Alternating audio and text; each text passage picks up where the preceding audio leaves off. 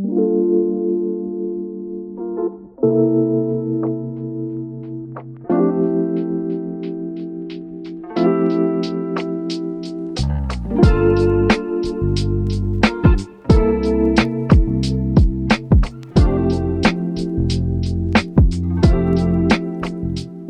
to the Studio Chat podcast, your safe haven for self-discovery, growth, and transformation. I'm Barbara Thompson, your host.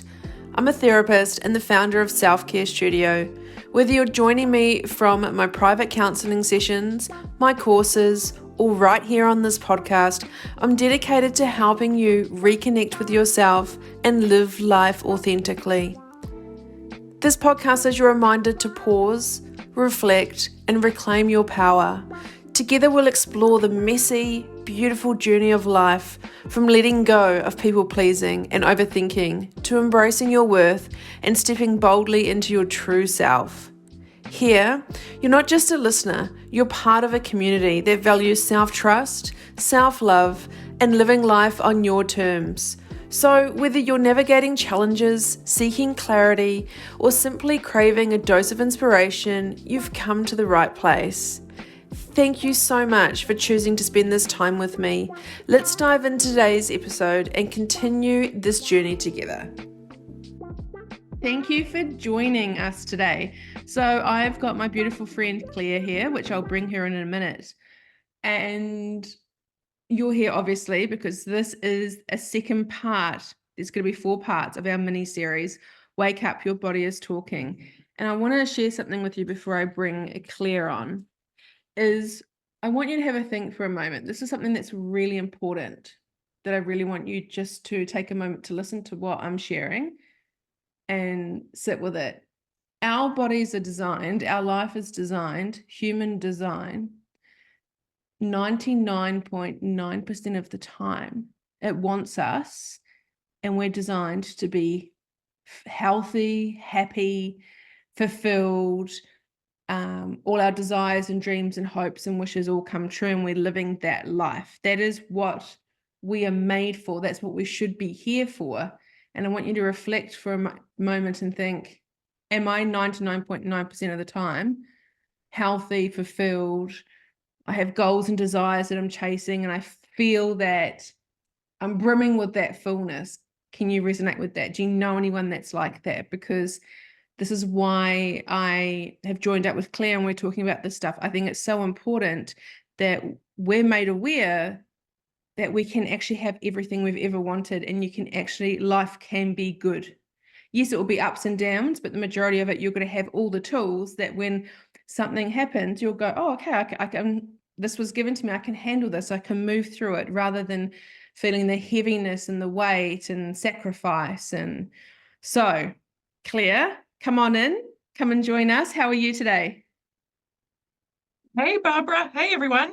Do you know, I just got in the zone of just listening to an incredible podcast, and I forgot that I actually have to participate. Then tell me more, Barbara.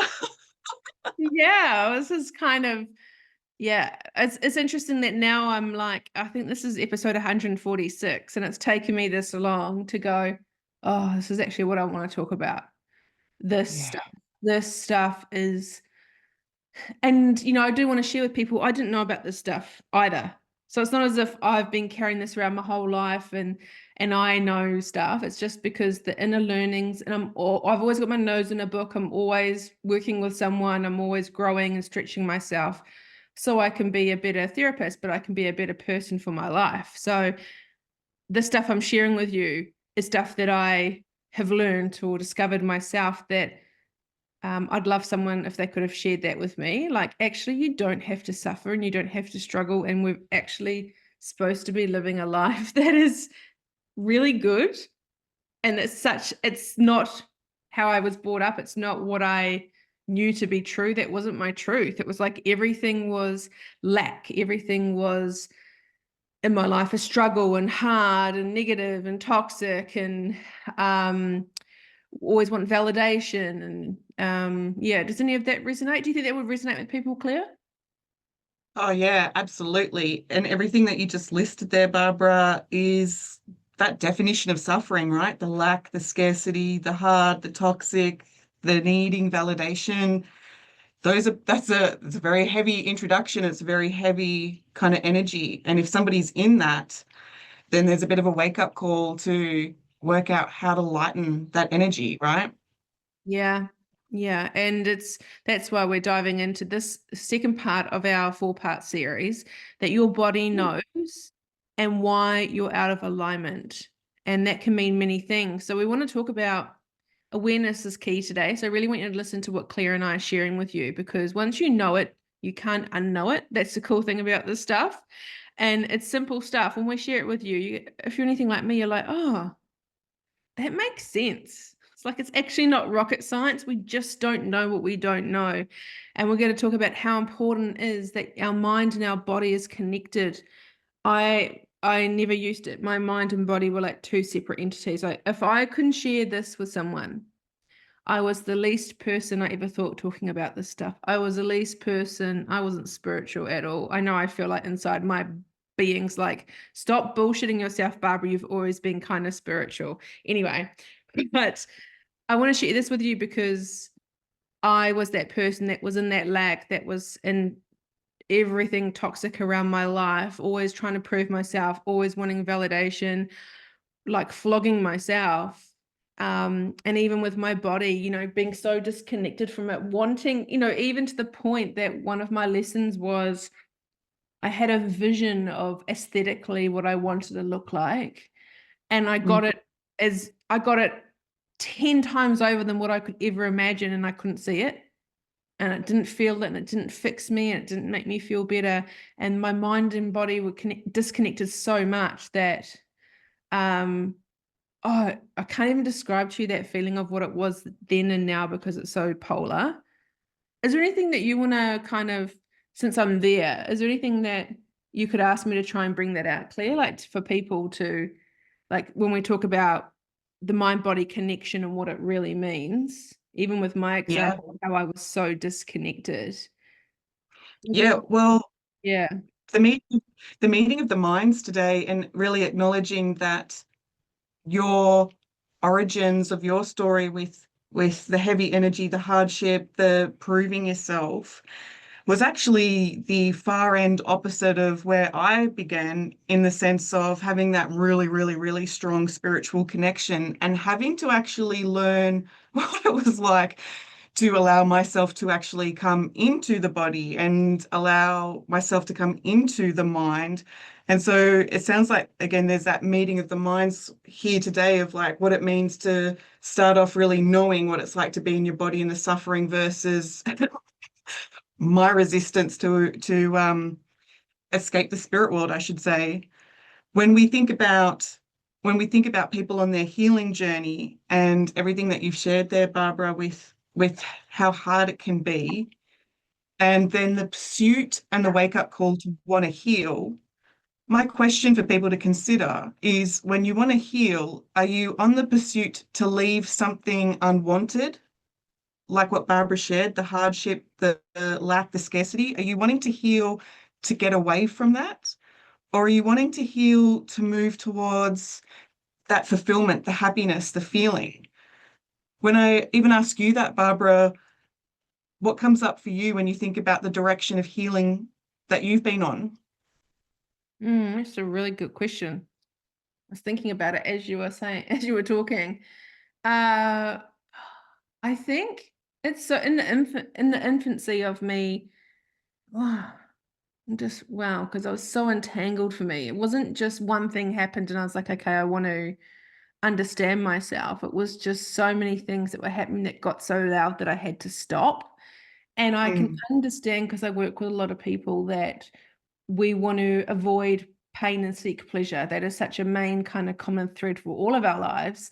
And a lot of us don't want to feel things because we're so scared that if we feel it, it will like swallow us up whole and it won't stop. Like people will have this feeling or have this trauma or have something that, oh shit, if I talk about it or I feel it, it's going to like put power to it and it's going to become so big and it's going to swallow me whole and it will never stop. And I think for me, I was so blind. Like I just didn't even know. I didn't even know what I was doing, but all I was doing was every kind of cycle in my life kind of aligned to a point where I was like, I actually can't do this anymore. And it was in every area of my life. I can't keep doing this. So I was like, I'm just going to sit with it and there must be another way. So I actually searched for my own answers to be like, I can't, what I'm doing isn't working. And I would list what I was doing. And I had no idea that there was another way. But Yeah. I wasn't trying to run away from it. I wasn't because I was so numb from it before. When you talk about your mind and your body, my mind was one thing and it was just such an overthinker and a people pleaser, and everything in my head, my inner critic, my inner thoughts, my values and beliefs, none of that was Barbara's. Mm. That Yeah. was especially my parents, especially my dad, society, my teachers, my coaches, my friends, because I wanted everyone to like me. So it's interesting when you start with the mind, how much of that is actually yours and how much of that is other people's. But yeah, to answer your question, I definitely wasn't the one that I got to a point where I knew I couldn't run away from it because it was just Yeah. happening. So I had to face it. But a lot of people, I think, oh, I want to heal, and I want to heal it because people think they're broken. And I want to tell you now, you're not broken, but they were like, I want to heal because I think people think that means it blocks it and you have this amazing life, but it's more like you need to unravel that first to become who you need to be. Yeah, exactly. So when people are on that healing journey, there's a wake-up call. There's the I can't run away from this anymore. And at some point you have to pause and have a look at what you're actually running away from. Then once you've done a lot of that inner work to recognize, okay, no more running, that's wasting a whole lot of energy. It's like, okay, now what do I want to step into? Who do I want to become? And that's usually what's happening with people's illness and their suffering and being on their healing journey is, yes, I have to bring up that cliche story, but when we look at our childhood and our parents and the way that we had to conform to, look to them, how do I be? How do I be in this world? Tell me what to do. They have their ideas, their beliefs that will contain and protect you, but it's according to even their limitations. At some point, we get to have that experience in life where it's like, wow, things have to change. Doing it their way, trying to fit into their way, worrying about what they will think, worrying about the judgments or being excluded. At some point, life says, wow, there's more here. And then you start to actually go on that healing journey to question, yeah, what's motivating me to need to fit into that tribe, that container, that their nest, their way of being.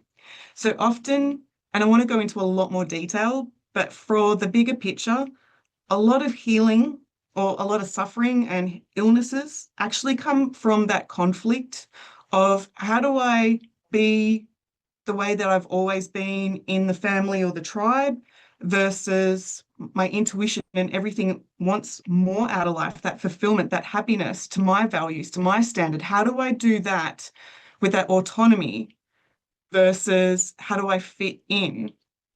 And so with this, as a very quick example, because I know Barbara and I are going to go into a lot more detail, is an example like a sore throat, holding back something that you want to say because there's a threat to your belonging. What will people think of me? All of the things that go on that build up that stress in your body to the point where you get that sore throat and like, can't say it anyway. So there's that conflict. On one hand, you want to speak your truth, you want to be out there doing what you do best. And on the other hand, your survival still comes back to belonging, being part of the old way. Does that make sense to you, Barbara, and the journey you've been on? Mm. It makes sense. And I want to use that example of the sore throat. Say, for example, if someone's listening to this and they know that, they've got a sore throat, or we'll talk about some other body parts and feelings soon. But say with a sore throat, if you're like, okay, Claire and Barbara are talking, what am I not saying? And it'd probably be quite normal that you're like, nothing. I'm a strong, confident woman. I tell people like, everything. I'm upfront. I'm a good human. There's nothing that I'm not saying. And I want you to really hear this, because whatever we talk about, these body parts or the feelings or disease, if one of them is yours and you, okay, what are the, Barbara and Claire are saying this, but I'm honest with myself and I tell people what I think and and you go down that pattern, I want you to stop. Because what I want you to do is, as human beings, we're really good at disconnecting, we're really good at avoiding, and we're really good Mm. at distracting ourselves. So it'd be quite normal that the things we talk about today, initially you go blank. Initially you go, oh, I don't know, like I'm happy. Or even to the point, I think some of you might be like, yeah, my life is great. And hey, I'm not happy, but hey, who is? I'm like, we need to stop that bullshit. Like, we can all be happy. There's enough room, there's enough money, there's enough everything. You need to live, you're here to do a job. You're here on this planet. We're all here for a reason. Why can't we have a good time? And just stop that. Yes, just stop it. I just feel like telling you to stop it right now. Like, stop bullshitting yourself and make your head and your body a really nice place to be. Yeah, that healing, that just being that temple, that really nice place to be. For those who are saying, "Oh no, I don't get sore throats," like I say it as it is, tells me that there's a potential here. Your upbringing was different to somebody who had an upbringing of being meek and submissive and the people pleaser and agreeable and walking on eggshells. So the sore throat people holding back something you want to say, that comes down to a different type of upbringing compared to the rebellious one that's like, yes, no, I'm going to say what I want to say. They may actually have different kinds of health issues like back pain or hip pain or something else going on. So it's, yes, the relationship to your healing will be the same, but your symptoms will definitely be different depending on your soul's journey. Yeah. And just remember those words. Most of us are very disconnected from ourselves. Most of us avoid everything like the plague, and most of us are so distracted, and that all feeds disease. Okay, so in preparation for this podcast, Barbara, you'd sent me an interesting question about the mind-body connection and what that really means. And boy, oh boy, that particular question, right, it could go in all sorts of different angles, that mind-body connection, right? Mm-hmm. Yeah. When I was reflecting on the best way to answer that and to make it really simple and easy for people to understand that mind-body connection, how this is linking to their healing journey, I wanted to take it right back to tapping into how people experience this reality. Because if you're going to create joy and happiness, you may as well have the toolkits to understand, okay, very first piece that goes into that. When we think about our experience of this reality within the mind, we need to come back to our five senses. We are experiencing this reality through what we're seeing, hearing, feeling, tasting, touching. And all of that information is being decoded throughout our nervous system, and our body's going to respond to that. Now, if you're experiencing something wonderful, yes, you're going to see something that you like, and it's like, yep, good, I feel calm. You hear something, and it's like, yeah, I'm enjoying this. Tasting something, you want to nourish yourself. Touching something like your puppy dog, it's like, yeah, I'm really enjoying this. And then there's the smell, like walking into a bakery, like, yeah, give me more. And all Mm. of those good things there create that dopamine or that oxytocin. There's that level of connection and wanting to engage with the world. But as we're taking in our information and the nervous system, your mind is going through thoughts and memories of the past. That's why childhood is so significant. It's also going to scan for threats in that moment, threats to your safety and your survival. So you see something bad, you might freeze. You hear something bad, you might fight. Taste something bad, there's that disgust again because the body wants to ensure your survival. It's picked up on something here it doesn't like. Touch something bad, you're going to pull away. And smell something bad, again, there's that disgust, you're going to move away. The body is designed to generate that cortisol and that stress to protect you, to get you your attention. And based on the environment that you're in, different type of relationships, different types of trauma, if you continue to stay in those environments where it's stressful, we obviously know this, Barbara, like this is going to impact our health. It's going to impact our immune system because that cortisol, that fight or flight, the adrenaline, whew, this is the very first step to recognize that if you stay in that chronic stress, you're in a downhill slope to health conditions. Mm. Making sense to you, Barbara?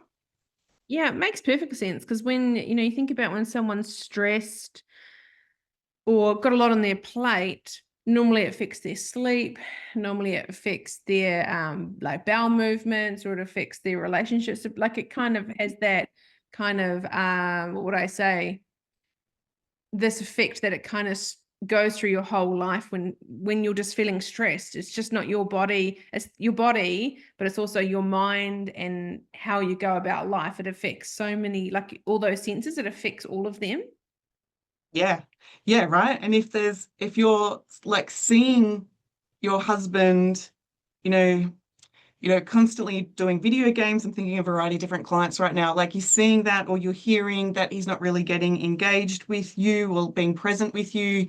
There's the tight jaw, there's the tension in the muscles. Now the resentment starts to build, the gut issues, even the period pain. It's like, yeah, I'm really hating being resentful in this female role. You're taking advantage of my good nature. And then as that starts to build, the body is speaking to you. And that's where you have the choice to then go and work on those limiting emotions, the resentment, the guilt, the judgment, the fear, or it's going to build, right, Barbara? Like this is where we see, okay, there's gut issues now, there's tension, there's fatigue. We can definitely go to the doctor and work on the surface level stuff, take a tablet, do what you need to, or a sleeping tablet to sleep better. Mm. But that's not addressing the root cause. On your journey, Barbara, when you've witnessed clients and things, have you seen this within their health conditions? Like they start with you where they've been just working on the surface level stuff? Of course, yeah, because it's what the world knows. It's what the world makes the most money from. Why on earth would you want to give someone actually treat the root cause? Oh my gosh.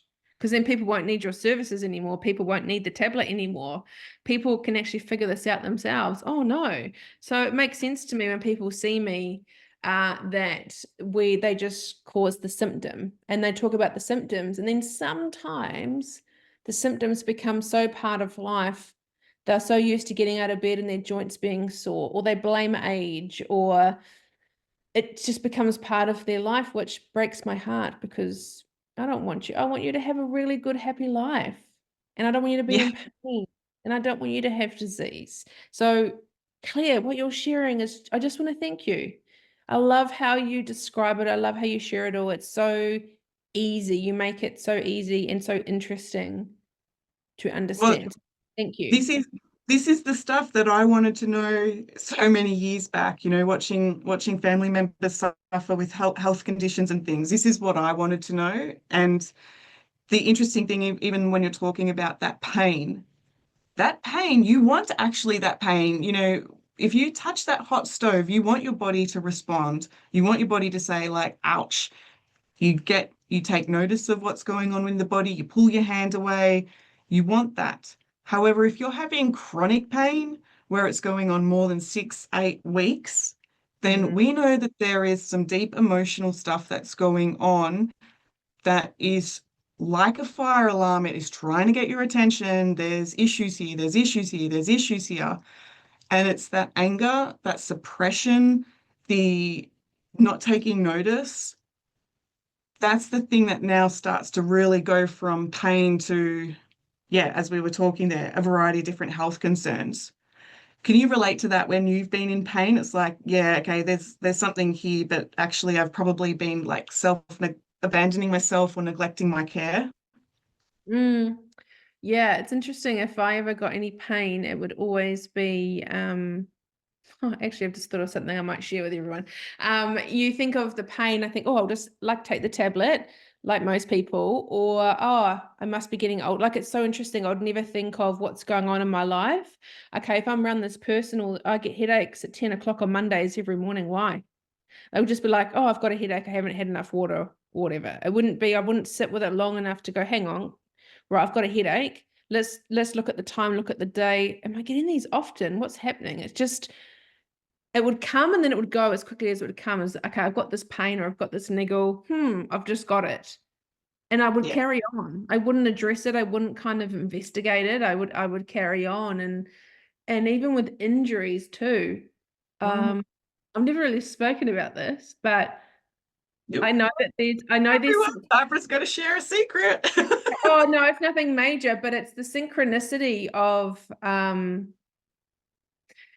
meaning something. It'll be interesting to see. So if everyone thinks of their toes, you know how you've got your little pinky toe, and then you've got your toe next to your pinky toe, you know that one. Mm-hmm. So when I was in about a year before I moved, 6 months, a year before I moved to Australia, I was running late for a work meeting, and I was running around the house, and I kicked the side of my bed, and it hurt at the time. And I put my heels on. God, I wore heels. I don't even wear heels anymore. Anyway, I put my heels on. Didn't really think anything of it. And then the afternoon, I took my shoe off and was like, whoa. And one of the warehouse boys saw the bruising. He's like, Barbs, that is bad. And I was like, oh, just kicked, out, whatever. And then I went to work the next day, and it was all the Oh. guys in the warehouse that kept stopping me, going, that's messed up. You need to go to the hospital. I was like, nah. And then I ended up going, and I had fractured my toe. And in that point in my life, I was dating the guy that I moved to Australia for. It was long distance, but the relationship was at a certain point. And then fast forward to the last relationship I was in. So that was on my, what foot was that? That was my left foot. Then Mm. living in Australia for about a year or so, and I was dating a different guy. And I went to get on the couch, as I always do every morning. I remember I had my protein shake in one hand in the shaker, and I just went to get on the couch. But it literally felt I kid you not, someone grabbed my foot and Oh. slammed it against, like got the front of it and literally smashed it on the bottom of the couch. And I Mm. remember thinking, shit, that hurt. And then at the Mm. time, I was working with my partner, and I rung him in tears, and he must have heard something in my voice that I couldn't pick up. And he goes, I'm coming to pick you up now. I'm taking you to the hospital. And I was crying, like, it's okay, it's fine. Anyway, go to the hospital. It was my right foot this time. The same toe was on the left, but it was on the right. And this Mm. time, I not only fractured it, I dislocated it. Oh. So Yeah, it's the wow. same toe on different feet with different Yeah. men, and looking at my relationships with both at the same time. They're in that same kind of place. So I know there's some meaning in that. But that was me kind of zooming out of my life. But when I was in my life, I was running late the first time, running late for work, couldn't find my shoes, kicked the side of the bed. That's annoying. Ow. Then the second time it happened, I've literally I felt something else grab my foot and smack it. I Mm. don't think that was me anyway, and I'm okay with that. But then it was just like, oh my God, I'm so clumsy. What a klutz. But Yeah. even the guys at the X-ray were like, how the fuck did you do this? I was like, bro, I don't know. I I was just getting on the couch, and they were like, it's like you've been in a fight. Like, he's like, your toe is that messed up. And I was like, yeah, yeah. So there must be some meaning in that. So that's what I mean with a feeling Oh in your no, body. yeah, well, because there's you're talking, okay, so if we unpack that with the toes, they indicate the direction that we're moving in. And even as you said, you must have been fighting something, even if, that's what they said, like, it looks like you've been in a fight. You're fighting your direction, you're fighting how to have that balance, and the fight to even potentially worried about repeating old patterns and things. Is this the right direction to be going in?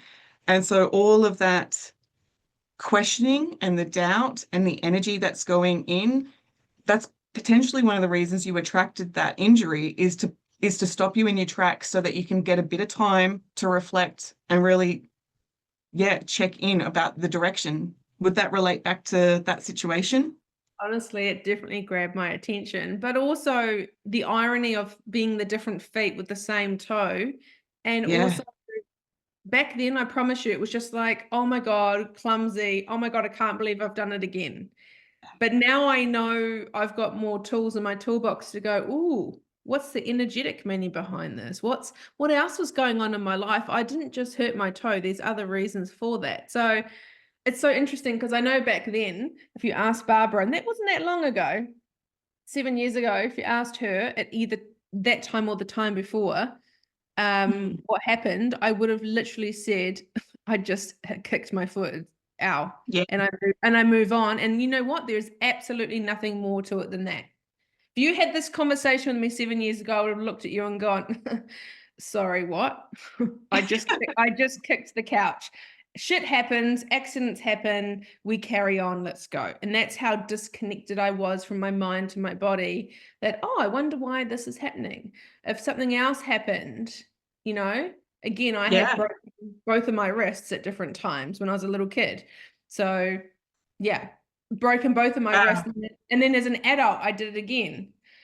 So it's interesting that there's different meanings behind it. But back then it was like I was playing bull rush when I was a little girl. I was playing bull rush on some boys. People in Australia, do you guys know what bull rush is? I'm not familiar with it, but doesn't mean everyone else might. I think I've had this conversation. I don't know what it is. It's kind of a rough game where you have two teams and you kind of, someone's it and you got to kind of tag them, but it's kind of like tackle rugby. Like it's quite, and I was on a guy's shoulders, which I'm not really that kind of person. I was kind of really girly. Yeah.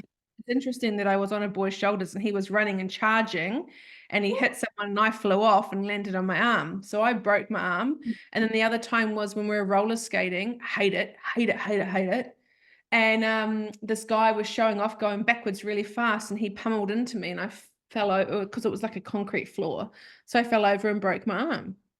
And then the third time when I was off my chops, after I got divorced and I was a lot older, literally off my chops in every single sense you can imagine, showing off with some guys because they said that I was a good boxer. Like apparently I had a really strong right hook and I was like, yeah, man, get the pads out. I've got a good right hook. And I was showing off. And I did a really bad injury to my wrist, a boxing injury that normally takes 24. The guy at the hospital was like, you've broken your scaphoid, Barbara. That's a clean break. When did you do it? And I was like, oh, a couple of hours ago. And he's like, that normally takes 24 hours. Normally we look at the fracture, we x-ray you, and then we get you to come back and do it again because normally it takes 24 hours to show us the type of break. He's like, this is a clean break. What were you doing? I was like, wow. Showing off. Boxing. So that's what I mean. You look at all these different things and it's so easy to just look at you as a human and be like, this happened because this. I was showing off because of this. A boy ran into me and I fell over. That's just why it happened. But, you know, there's so many more meanings behind that, isn't there? Yeah, 100%. Because a lot of the time, things like injuries, and it's about having a look at even what were you thinking just before the injury happened? What were you thinking that even sort of weakened your sense of authority or got you into that limited point of view with, I know with a particular client that I had where she completely smashed up her ankle bike riding, and she said that she'd gone on this forest bike ride to really flush out the frustration and stress that her mother-in-law was coming to Christmas.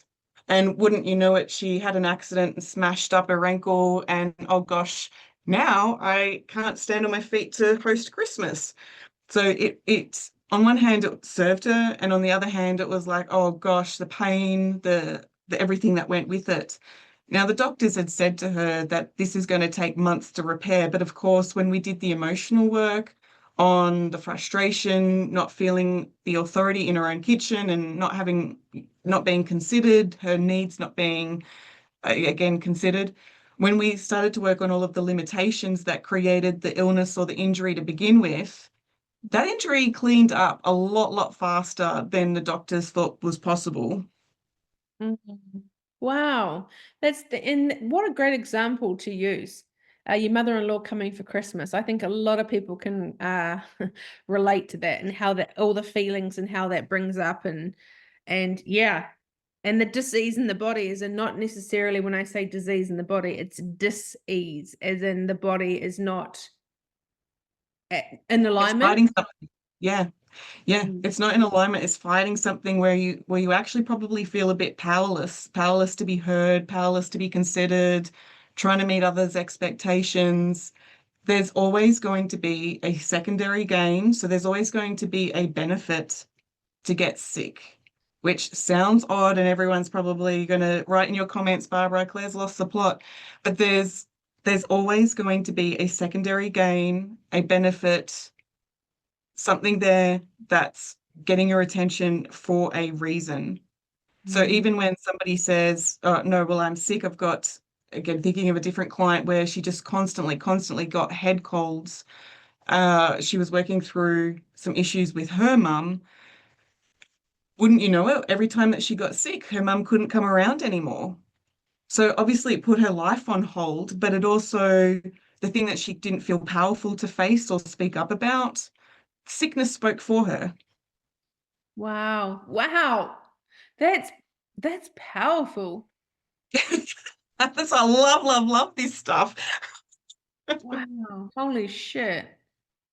Yeah, so definitely if you've got even let's go to the other end of the extreme, even things like autoimmune issues, really heavy duty things where doctors have said like there's no cure for this. Not that we're Mm. looking for a cure, but we are looking at what is the gain in being sick? What would you miss out on if you were well? What's the worst thing that could happen if you did heal right now? Because a lot of the time, when people have grown up, maybe people pleasers or being the good girl, they have been teaching how to serve and give. They never ask for what they want because they don't want to put any pressure on the other person. Wouldn't you know it? They tend to attract in relationships where that is still playing out. They attract relationships where they're giving, not really asking for what they want. They attract in the takers, and the other person doesn't really have a good, healthy self-worth. So they're just taking, they're happy, she likes being of service. And then the body starts to, create all sorts of health conditions that create that fatigue, that cause her to go to bed, that cause her to have the brain fog. And wouldn't you know it? She can't serve, she can't keep giving. Now, I'm thinking of a variety of different clients in that scenario. Originally, they'll come to me saying, Claire, anything for more energy. And I'm like, because the more energy that you have, the more you're pouring it into a bucket that's got a leaky hole, and you're just going to keep giving. You're not going to delegate. You're not going to ask for what you want. So, more energy isn't the solution. More energy is actually going to create more of the problem.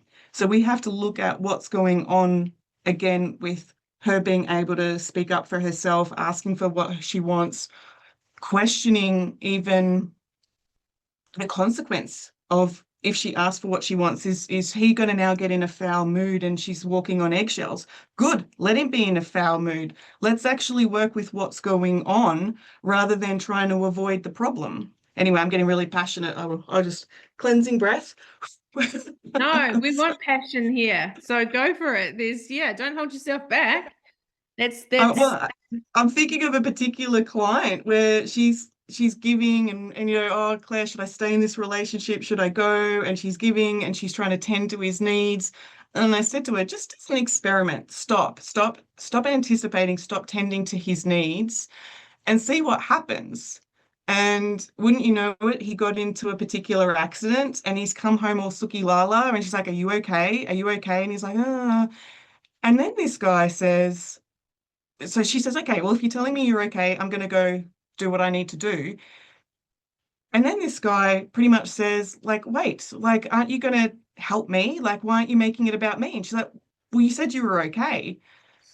And so in that moment, she got a really big wake up call that he makes it about him, she makes it about him. No one's making it about her. No one's tending to her happiness or her fulfillment. He's been a vacuum for that. And is it any wonder why, she's got back pain and hip pain and resentment issues and mold allergies? And it's like, yeah, because all of her energy is being taken advantage of because of her good nature.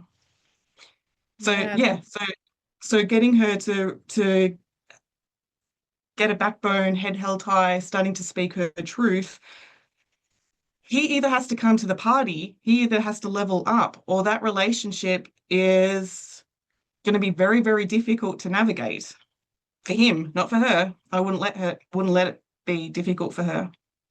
Yeah, yeah, that's what a great example. I know that's a very common thread in people's life, especially with the male-female relationship, where the woman gives everything and then almost turns into like a motherly figure, and the guy just, and then also at the same time they're disconnecting, and then the roles are changing and they stop working at it. And yeah, thank you. That I know that can resonate with a lot of women listening to this, that specific example.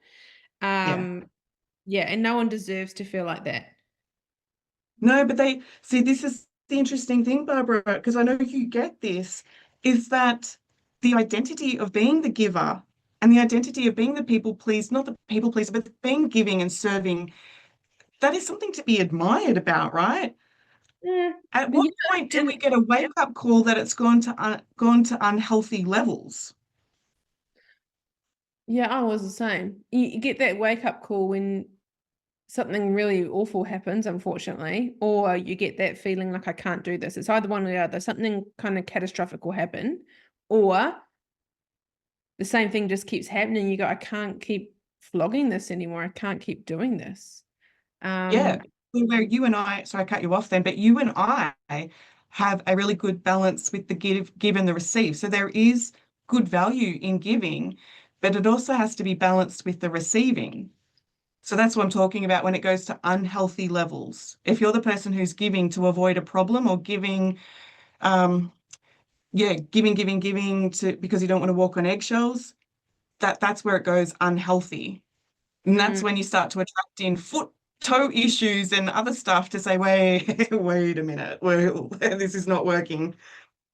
yeah, don't worry. I got that loud and clear. And that was before I did any of this stuff. So that's what I mean. I'm where you go. I'm where most people are. Back then was, yeah, I just hurt my toe. Big, oh well, just carry on. There's nothing more to it. Stop telling me your woo-woo shit. Like literally, that was me. I was like, Yeah, yeah, I yeah. just want to acknowledge that anyone listening to this is like, ugh, yeah, okay. But I think and you're deep in knowing that we're kind of onto something. So I'm just gonna leave that there. But um, Let's, let's good talk chat. about the sign. Let's talk about the signs that you're out of alignment. Yeah, let's. When you think back to your experience when you had that wake up call, can't keep doing it the way that it is, can you describe for me how your not how your mental health was, but where your thoughts were going, like what was showing up for you? I've had two different monumental moments with that, and they look completely different. Well, let's just use the one that's the most memorable or the easiest one to talk about. Um, I think the most recent one was when I experienced like a panic attack or anxiety for the first time, and I didn't really know Oh what was. yeah, let's go there. I, Ooh, okay, I let's didn't go there. really know what was happening. Yeah, Um, and the person I was in a relationship with that time could read body language yeah, and read my inner soul, which was very scary. And he was getting off on it. He was actually, so he was creating this mm, anxiety, but then the anxiety and panic attacks I was getting was actually a warning sign to get away from him because he was very dangerous. And this is yeah, not for everyone, but it's just a conversation that I have, we have to talk about it. We yeah. can't not use our voice and talk about it. But yeah, I was, oh, why? Oh, I just remember going, I was trying to cover it up from him, and I was looking at him across the table. I was like, why can't, and I remember at that time he was like hitting on one of the waitresses at this cafe we were at. But the panic Mm, attack started before then. But I was like, oh, I can't breathe a little bit. And he's like, you all right? And like kind of smiled. I was like, yeah. And I was like, oh my God, I actually can't breathe. And my chest is really tight. And oh my God, what's happening? And I was like, and then he said, you're actually experiencing anxiety, and was laughing at me. And I was like, oh, mm, this is anxiety. This is shit. Like I'd never experienced anything quite like it. And then I had a double whammy. Then I had a voice inside my head for the first time, which was like, what? I had a whisper that said to me, danger, danger, get out. And so yeah. that was kind of, yeah, my body spoke to me. And that was so weird because previously my mind and body was so disconnected. So wasn't it interesting that it had got to a point where I was ignoring everything? I'm sure my body, there were many more things that I cannot tell you because I Yeah. wasn't tuned to it. But what I remember was when I couldn't breathe and I was sitting in front of this man and like that, and I was like, why is this happening? Yeah. Yeah. Well, there's three angles on that. If I can explore those with you. The number one, and it's really important for people to understand, panic attack. A panic attack is your mind pretty much saying, I've got no resources. Like I don't know how to get myself out of this. I'm powerless right now. And that's why Barbara was talking about the breathlessness, probably the big eyes looking around like somebody help get me out of this. Because something in the nervous system has said, okay, I've got no resources for this. There's no more doing, helping, like there's nothing here. And that's where it's like, okay, we've got to do the inner work now to understand what happened just before that panic attack. What was the body, what was the signals going on? The second, the second one here, the signs that you're out of alignment, exactly like what Barbara's talking about, there's going to be a buildup of symptoms like that mental clutter, potentially brain fog, the mind just on constant rumination, the what ifs, the sleepless nights. This is like if you can catch it here before it actually goes into a health problem, that's awesome.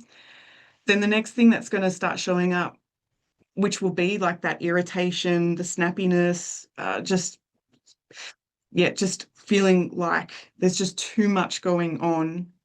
Some people will have emotional numbness or a shutdown. Again, as we've discussed here, there's that disconnect or a disassociation where you're just not in the body. It's just all too hard, and the body's just gone into autopilot to survive.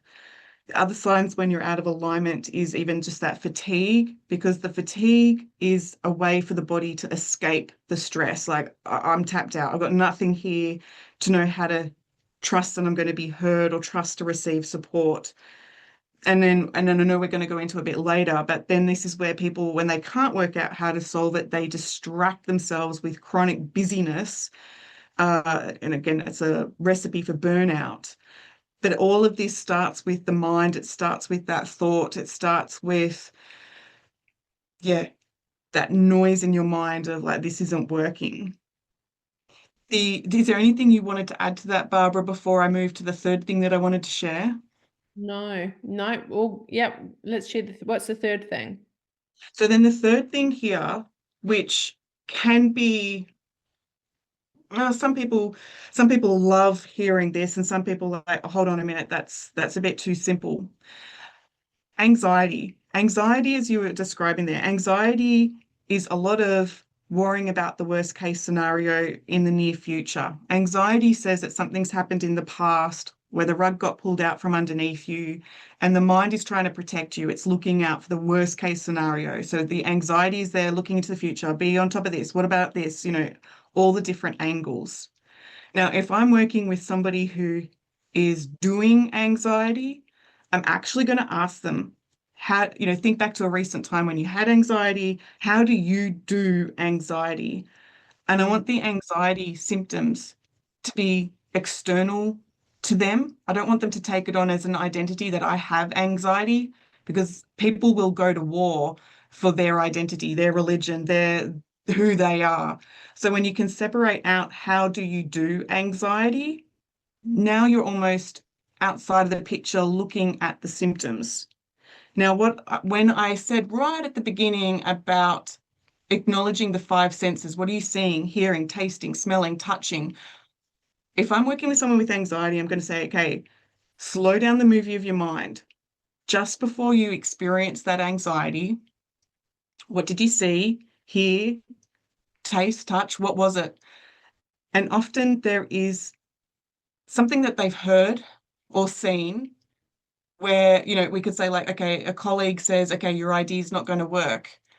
They've now heard that your idea is not going to work.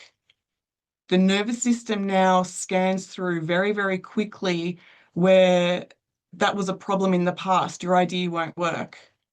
And now what happens is the body is going to respond to that the way that it responded originally when there was a problem, like back in art school or something. It was like, yeah, your idea is not going to work. Maybe a dry mouth, racing heart, shallow breathing, however the body is going to demonstrate anxiety to you. And then what happens is now the mind is going to start to activate the beliefs and the everything that goes with it, that I'm no good, or I'm going to get excluded, I'm going to be minimized. And following that, now there's the behavior. You're going to either withdraw or you're going to get snappy. Something's going to happen here on that trail of anxiety. Following that is, okay, now you've got a choice. You either go to a healer and work through things, or yeah, you just let this to be the dominant energy, like, yeah, my ideas don't work, all of the things that go with it. If you do the healing, we now go back to the root cause of the idea that your ideas won't work, that there was a threat to your belonging, and really get the unconscious mind to let go of the way that it's stored and coded in your mind and body, so that if you do show up at a meeting and somebody says like, yep, your idea won't work, you go, okay, interesting, tell me more. And there's neutrality to it. You're not invested in being excluded or anything like that. So long story short, if you're somebody who's doing anxiety, recognize that your anxiety may be breathlessness, it may be gut issues, people do anxiety very, very differently. And if you can work on and identify the very, very, very first thing that you heard, saw, felt, that then took you on that spiral, we are no longer having to manage your anxiety. We are no longer having to work through all the things and years of healing. We are working on that one specific thing, and you will experience a ripple effect of change, the dominoes of change, very, very quickly, very, very quickly, because you're no longer having to learn how to breathe or learn how to do this. It's you're now completely neutral, confident in your identity, confident in what you bring to the table. It's a very different you.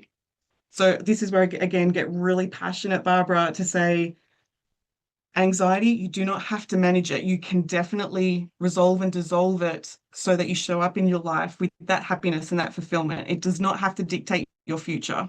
That's all I've got to say.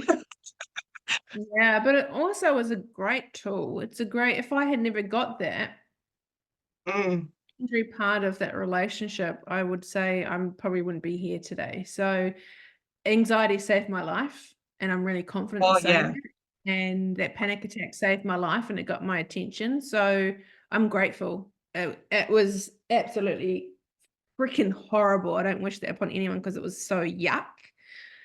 But also, it's a superpower. It's like a tool that you go, wow, my body is so clever that it's really trying to get my attention. I need to be friends with it and go, hey man, what are you trying to tell me? Like, you're trying to tell me something. And I want people to reframe anxiety as like, it's actually a really good thing. I know it cripples you. I know it's fucking annoying, but it's like, this is happening for a reason. Let's keep finding the why, keep digging, because I promise you it is totally worth it. You make a really, really good point, Barbara, because I had a student in NLP once ask me, okay, well then can we just get rid of all anxiety? And I'm like, absolutely not.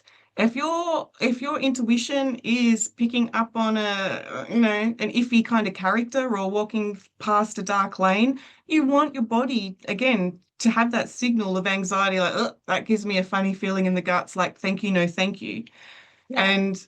And previously, where in that relationship scenario, yeah, the anxiety was the thing that got your attention to say, time out, things have to change. So it definitely works. However, we could also imagine that chronic anxiety, it's taught you so much now about your worth, your value, and what people have to bring to the table to be in your company, right? Yeah. Yep. Yeah. Yeah. So yay anxiety, but also yay the solution. For sure. Yeah, I think a lot of people, hi, my name's so and so, and I have anxiety, and it just shits me a little bit because you're so much more than that, and you are, it doesn't need to control you. But I always use that as the same example anxiety, stress, and being tired. So when I have someone in front of me, Mm. globally, we all know if someone says, I've got anxiety, we kind of know what that means.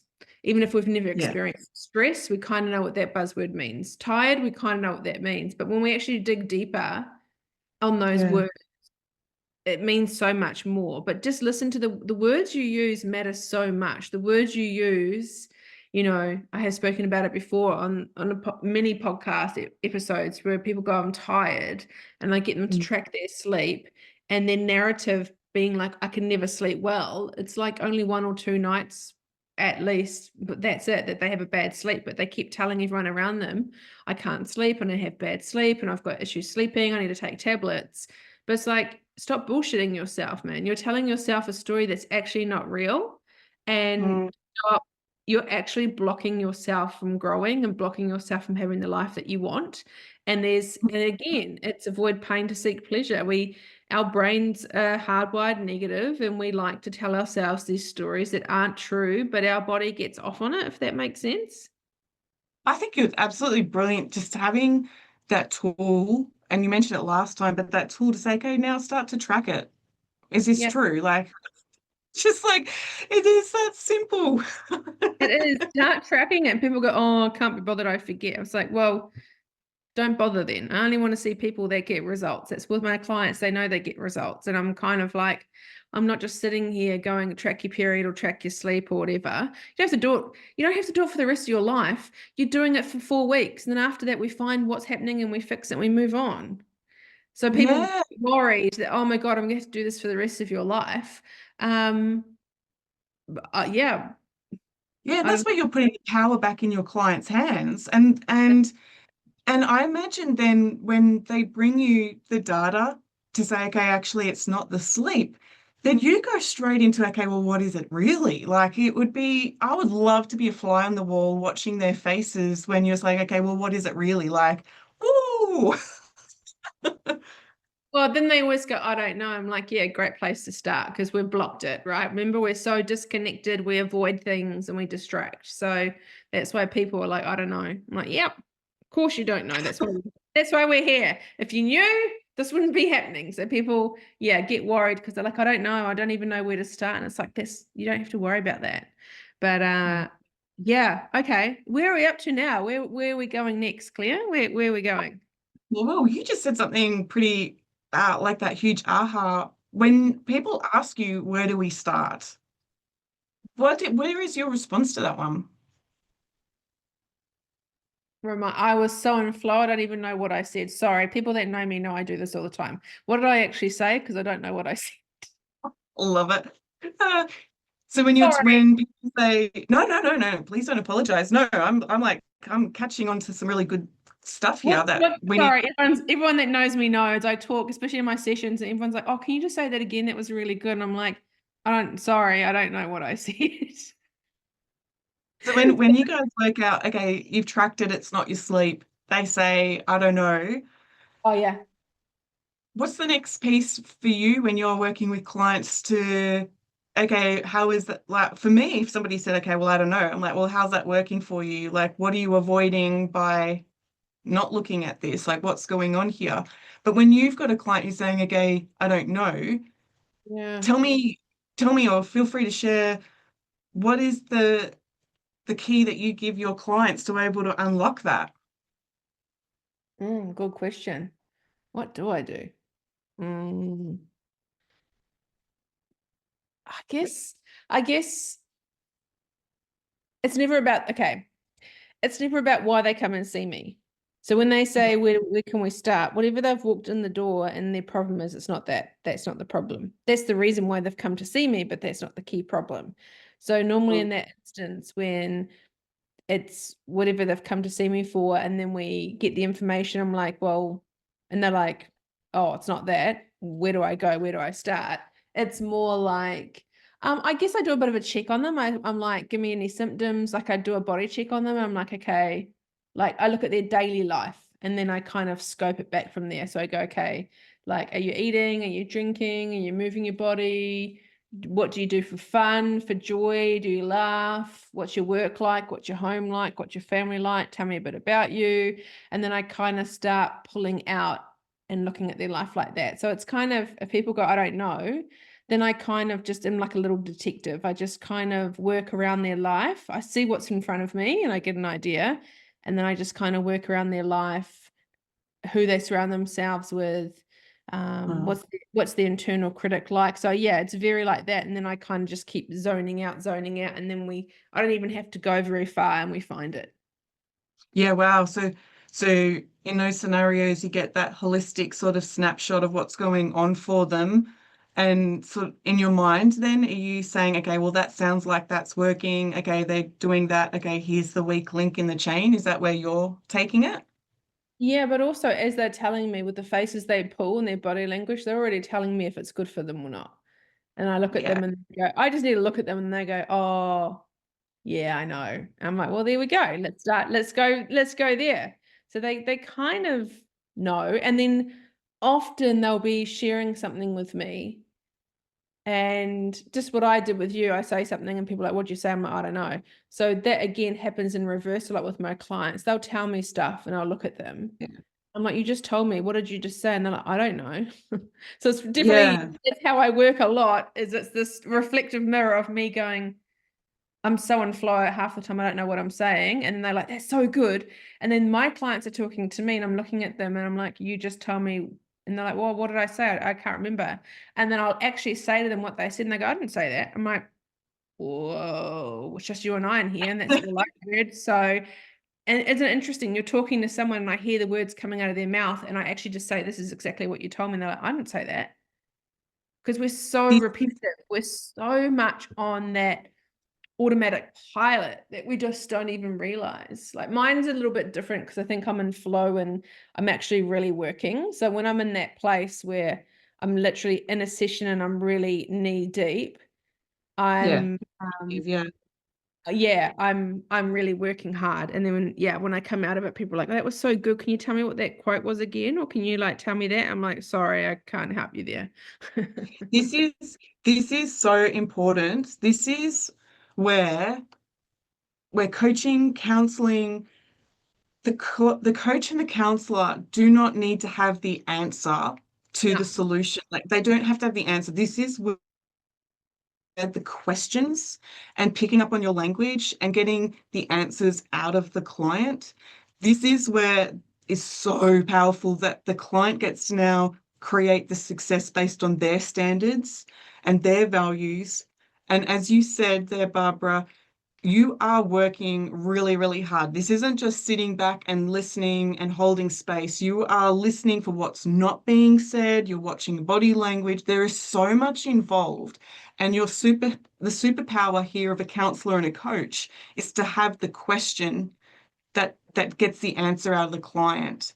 Yeah. So, so I really do appreciate sharing and having this conversation with a fellow healer, counselor, coach that we don't have to have the answer.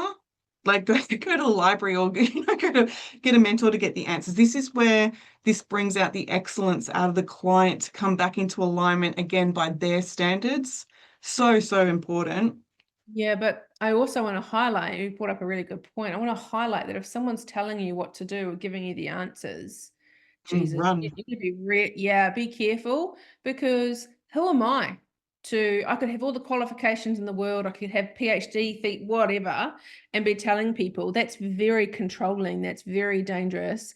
And especially in an imbalance, I know that's why when people come to see me, I'm like in trackies most of the time and very casual.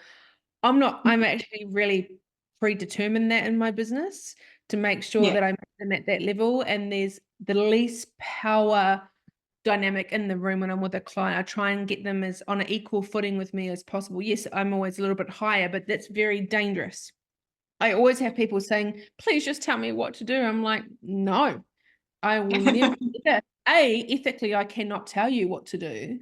But B, I wasn't born into your family. I don't wear your shoes. I'm not you. So who the fuck am I to tell you what to do? I want you to empower yourself so much that you know. But then if we go deeper, and I know I would roll, I promise you, the limited edition version of me, like now I'm like upgraded to whatever 5.0, but the previous like 1.1.0 Barbs, when I would hear someone say this, I'd roll my eyes and go, oh, for fuck's sake, get a life. Like literally, I cannot tell you enough that I'd be so on the other end of this. But you have everything in you already. We have all our answers. We have our whole life plan. We have everything within us. And then you meet people like me and Claire, and we just help you find that. But you've actually got everything you need already in you. And I would hear people say that. It's like the self-love, whatever. I'd go, oh my God, wank, wank. That's so stupid. Oh my God, now I say it. What? This is the thing though, you are showing up in that authentic you. So there's no fakeness, there's no facade.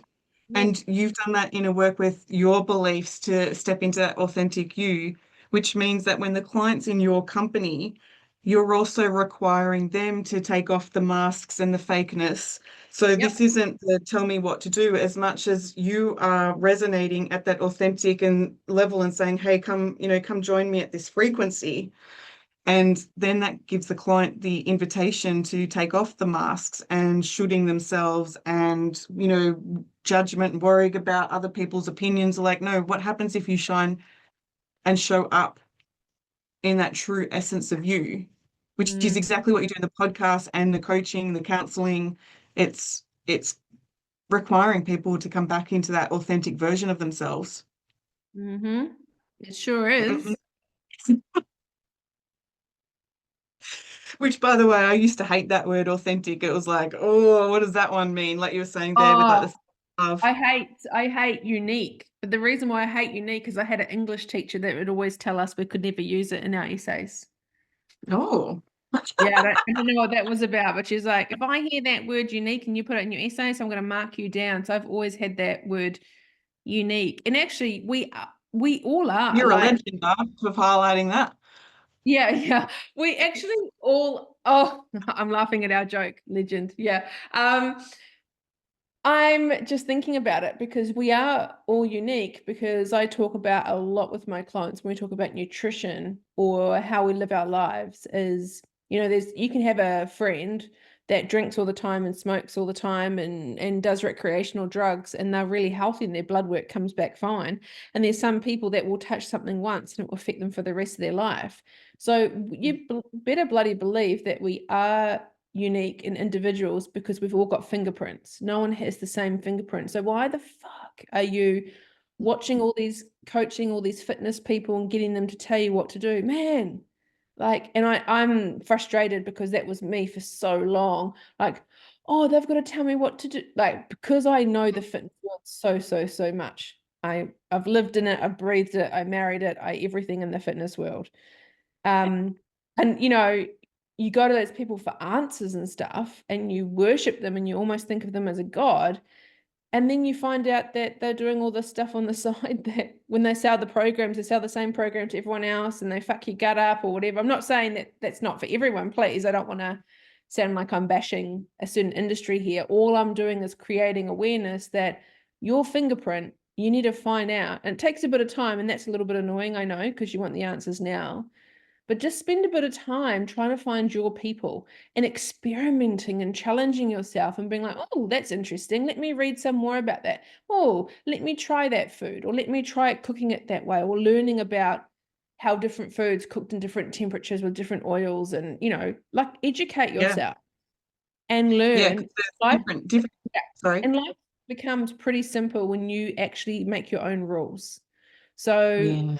actually, I want to just it's sad that we have to say this disclaimer shit, but I want to make it clear that I wasn't shitting on the fitness industry or anything because it's great and there are some great coaches. Please don't hear me. All I'm saying is that if you're one that's constantly going from coach to program to like heal that side of you, dude, you're gonna do that for the rest of your life. So you need to start taking control and finding what works for you. And half the time those coaches will never tell you what they're doing to look a certain way because they want to always be one up on you. So it's just be careful. Just be careful is all I'm saying. But again, this is my podcast, so I can say what I want. Stuff it. Like I just get sick and tired of going, oh, I don't mean to be like this. And then I'm like, no, you know what? Come on. nah, I'm not going to apologize for what I'm saying anymore. It's my But podcast. you speak your truth. But I think you make a good point there with you got to check in on your intention of why you're handing your power over to somebody else to provide the answers.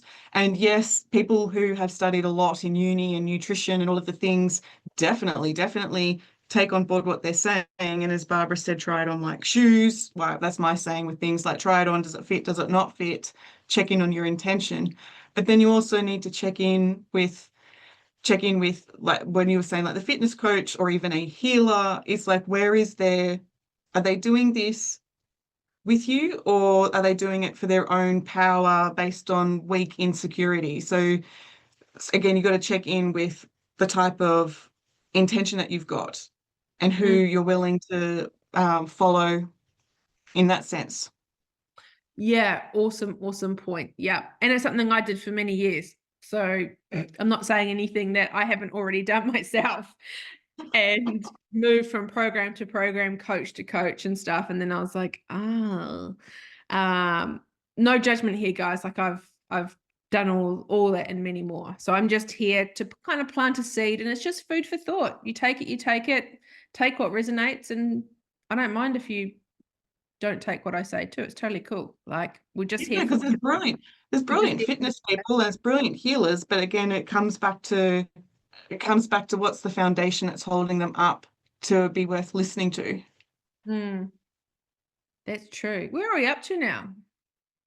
I think I we're don't even know. up to I've got my little list here because we want to get the goodness. We've probably got another 10 minutes to go. And I'm just thinking, again, the more I get into this stuff, the more I'm just talking off the cuff and I don't even know what, I'm saying. So that's why I'm checking in with you. Where are we up to? where are we up to? Well, I guess overall the message here is if you're doing illness, if you're doing suffering, then there was a way into that, there's a way out of that, and the power is in people's hands on what's the payoff. Again, as we go back to the beginning of you know, with your healing, are you on a healing journey to get away from a problem, or are you on a healing journey to move towards that vibrant, vivescence version of you? Overall, when I think about the plan that we've had today, Barbara, we're talking about the mind-body connection, how our emotions manifest into health symptoms.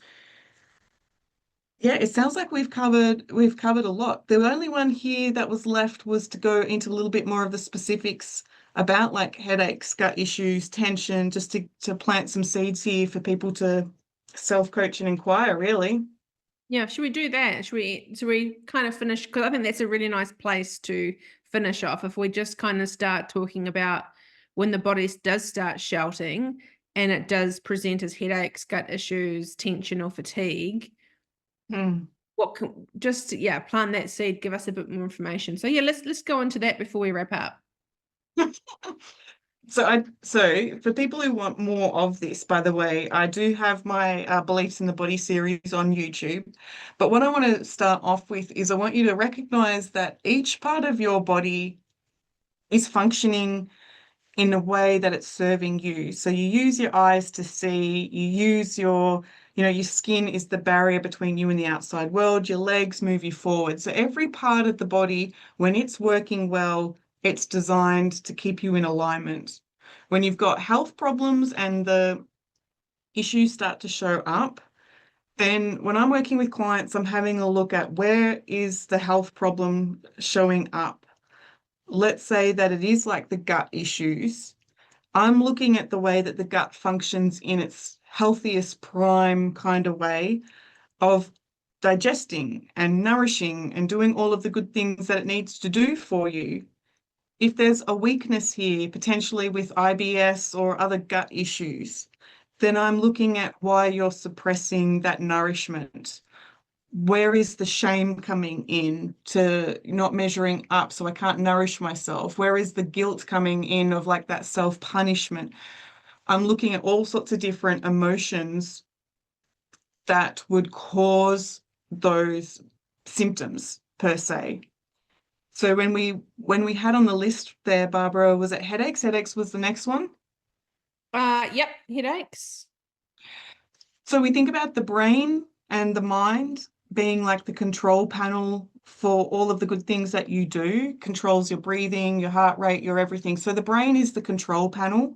So its main function is to control in a good, healthy way. And anytime you've got headache type issues, it's probably due to overperforming, over perfection, like being a perfectionist. There's something here that you're controlling that would cause that headache. You've gone in, you've picked up on a threat, somebody may judge me. Let's go into perfectionist mode. Okay, now I've got a headache because there's just too much energy in the direction of controlling. Does that make sense to you, Barbara? That absolutely makes sense. On headaches, I know a lot of people will be saying, this is just surfacely, but we don't want to go too deep because we're starting to wrap up. But migraines, would that be a different kettle of fish?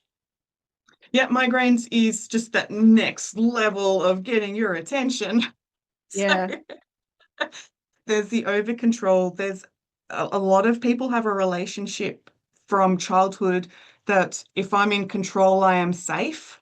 If I do all the things, I am safe. If I Yeah. can micromanage, I am safe. And so they go on this pursuit to control and do all the things to ensure their safety. Their mind is working overtime.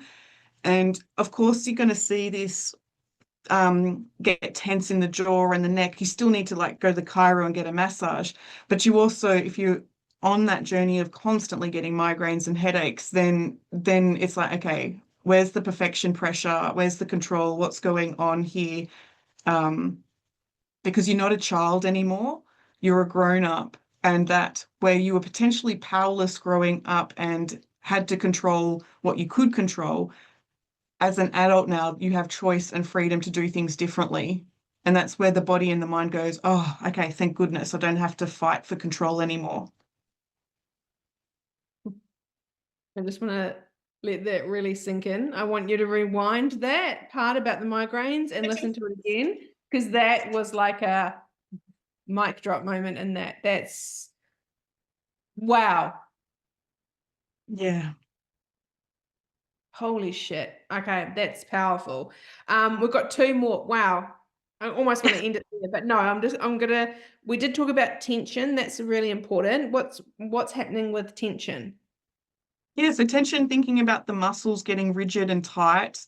The muscles, believe it or not, the muscles represent your short-term memory. So it's the flexibility, getting you to where you need to be.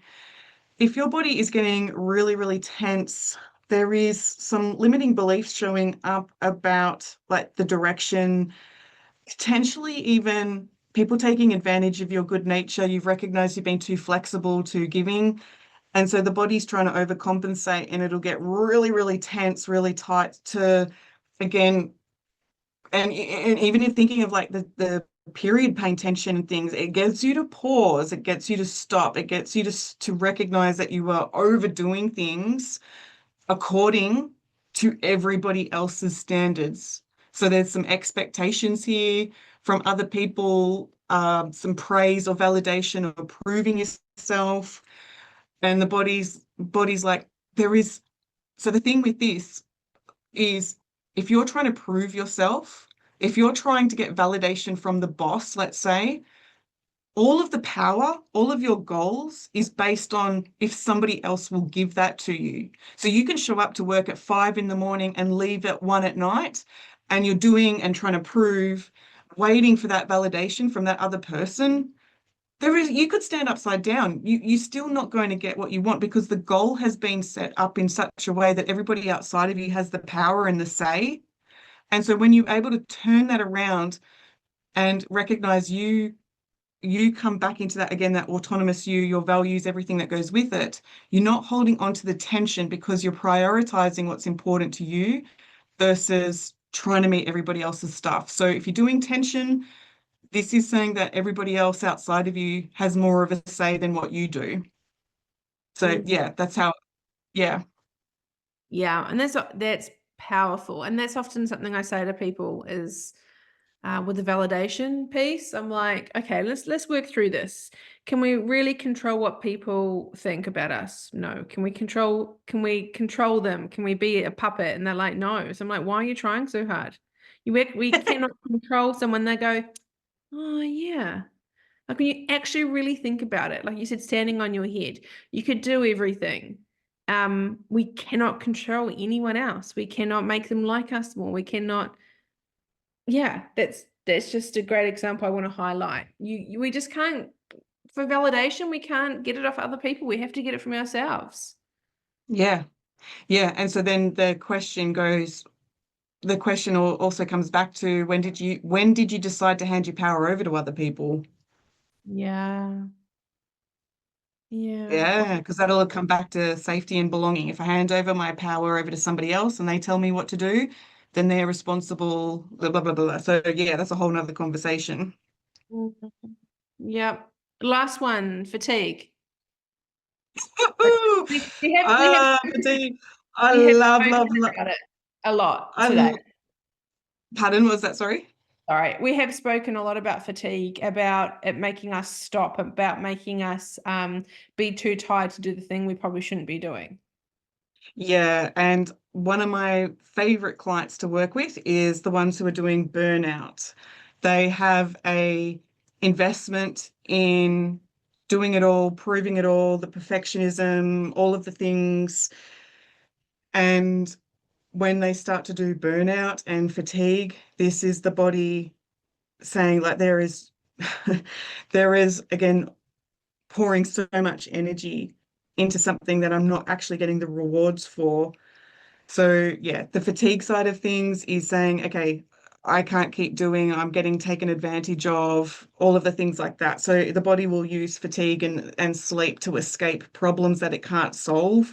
And it can solve it, but it can't solve it while it's following rules and values that were, again, that childhood stuff. So if you grew up in a household where your mum required you to do all the things and you didn't get a say, and you're still growing up and it's like, yeah, I'm doing all the things, and you try and you don't believe people will hear you, yeah, based on the way that things are set up, you're on the path to burn out, can't be seen to make mistakes, everything that goes into that.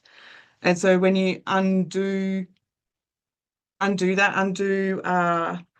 putting everybody else's expectations first, uh, trusting your voice, trusting that you'll be considered, trusting support. There's a whole different angles depending on how people are doing fatigue or brain fog or burnout.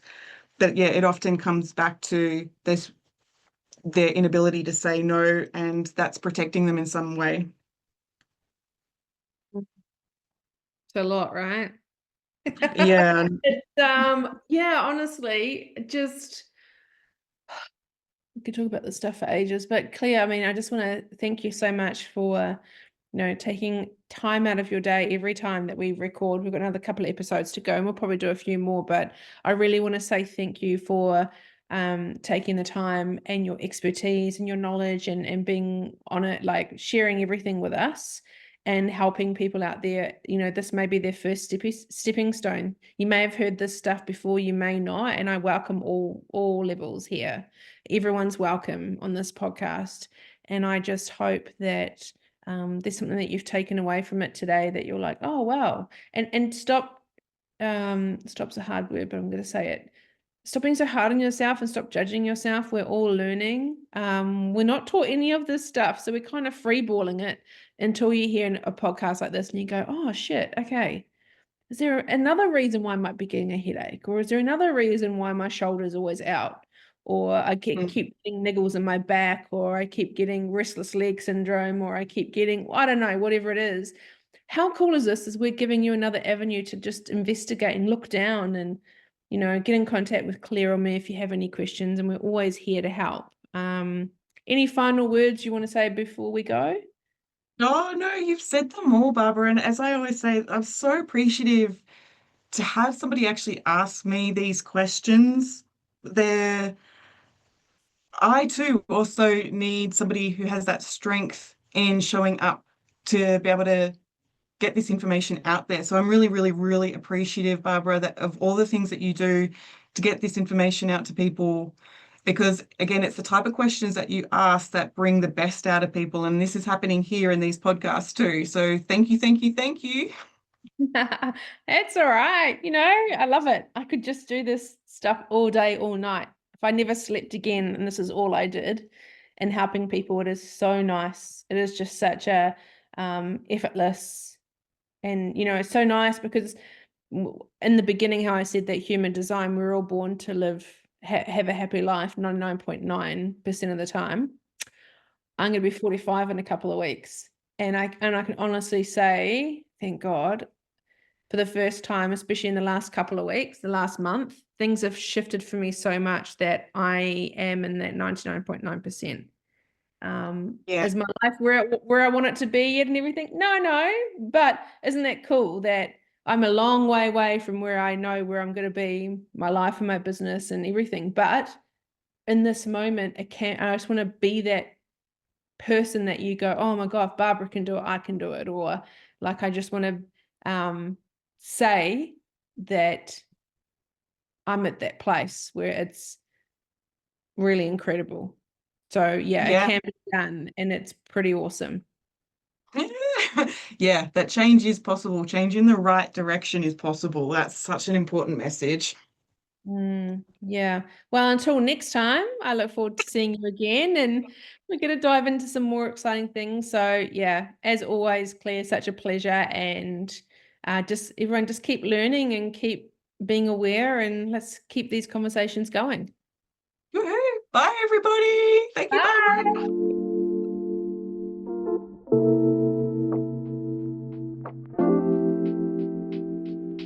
Thank you so much for tuning into today's episode. I hope this conversation has added value to your self-care journey and inspired positive changes in your life. If you enjoyed this episode, consider sharing it with a friend who might benefit from this episode.